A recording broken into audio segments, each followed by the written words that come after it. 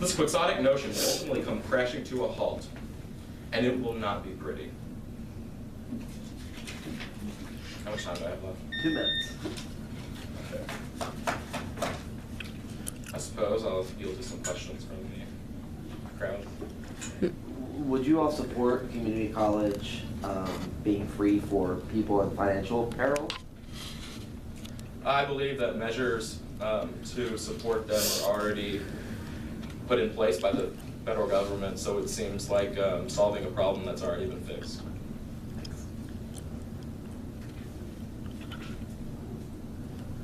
Other questions here for Cameron?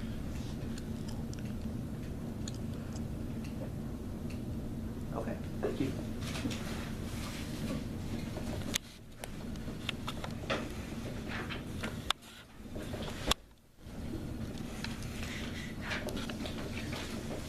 It is now time for the affirmative cross-examination.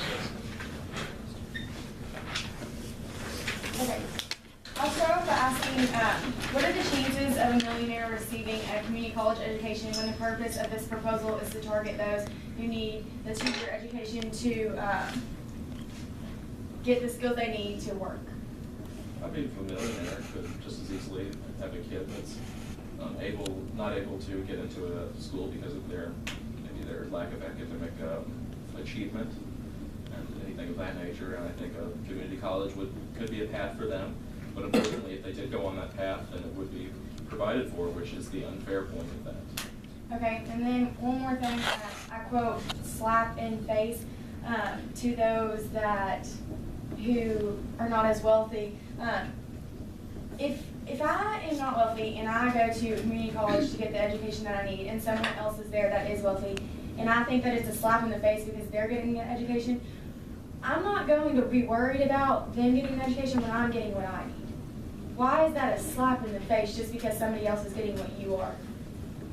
If you're a poor person and your entire life you have watched your parents struggle to provide for you, to put clothes on your back, food in your mouth, a roof over your head, and then you go to a community college and sitting next to you is a person whose parents have all their lives been well-to-do, they've had all the necessary resources to provide for them, their parents are very fortunate, and they are not paying at all, as would be you.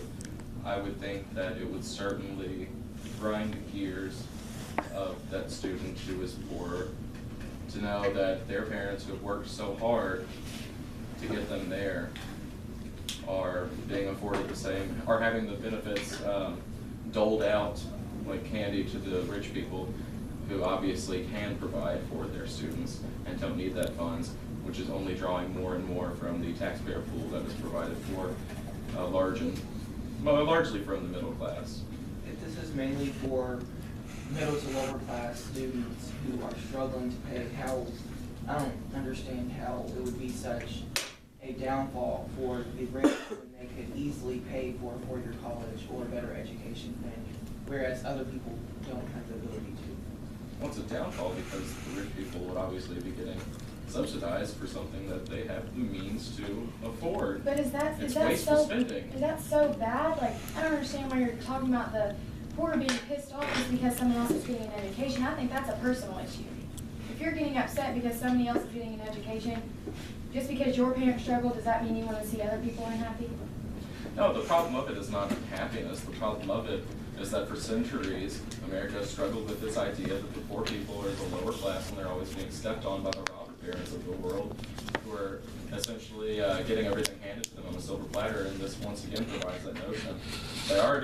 Rich people already pay much less taxes than they have at any point in history. In the 1950s, they paid nearly 70% of income tax, and then nowadays, they any reasonable increase in any income tax level for a rich person already infuriates them. It just goes along with this notion, this reputation that we have long had and look up to. I just think like the problem lies in the fact that like it's even an option for these like higher income families. Like if this is to target middle class and low income students, like it should not even be an option for these upper income. This is mainly for people who need it. Like There is On nothing Walmart. that says. But but what makes you so sure that, like, just because this is available for everyone, that people that are wealthy will not still go to the four-year community college? I mean, they are. Everybody's always gonna want the best education they can get.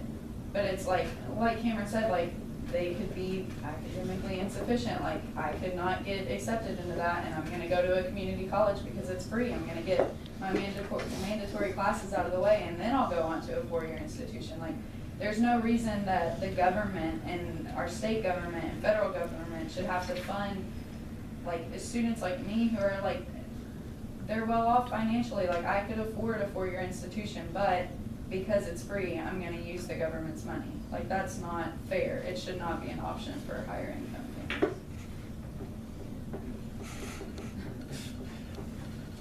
Karen, you mentioned how it was undermining students' abilities. Can you, like, elaborate on that? Well, the process I spoke to, that was undermatching, and the fact that it's enabling millions of American students, prospective college students, to sell themselves short.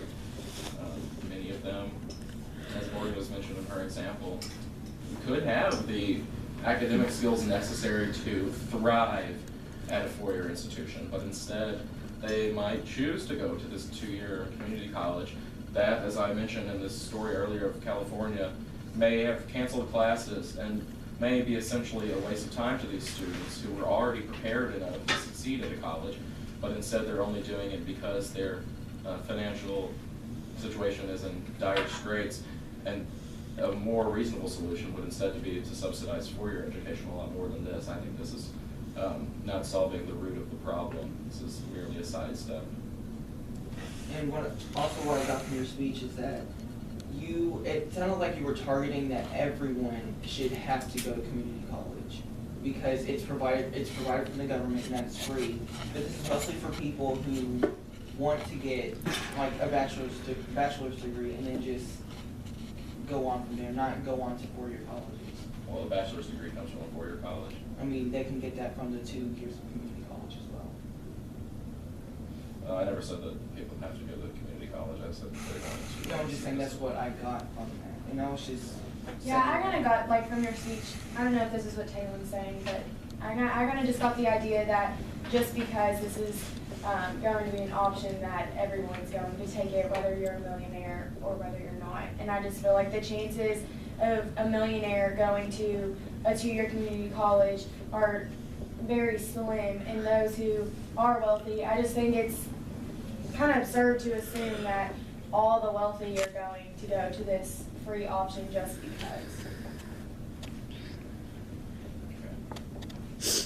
Like what Morgan said, like she's financially off, like she can pay for four-year college, but I don't think anyone sees her going to a two-year college just because it's going to be free, when she can easily pursue I mean, a major in four years. I think that that's going to happen. I don't think that just because people are financially stable, they're going to not attend the two-year college. I think that there will be people, but I don't think that that's the problem necessarily.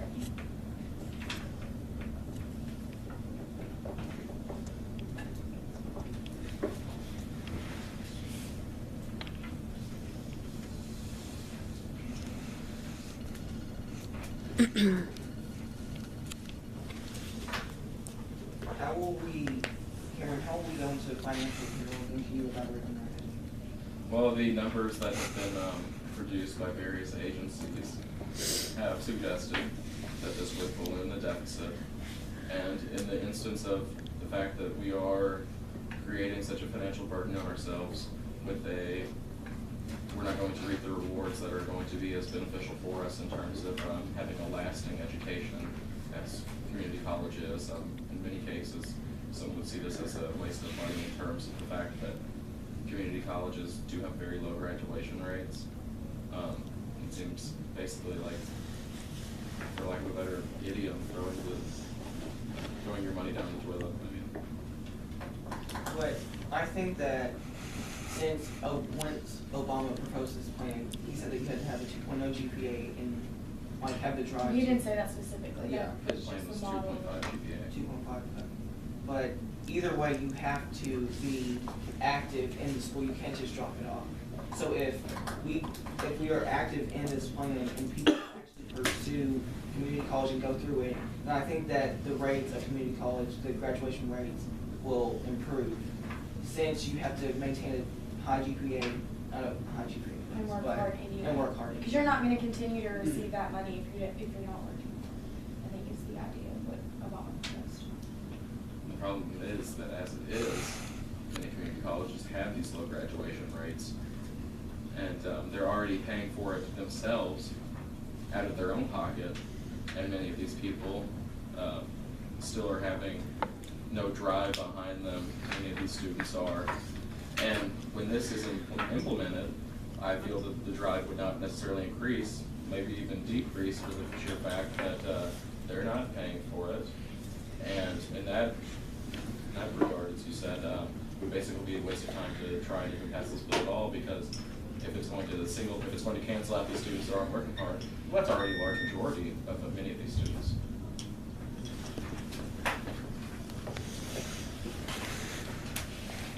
Today marks the end of day one, the first half of our debate. We will finish tomorrow. Let's clap for what we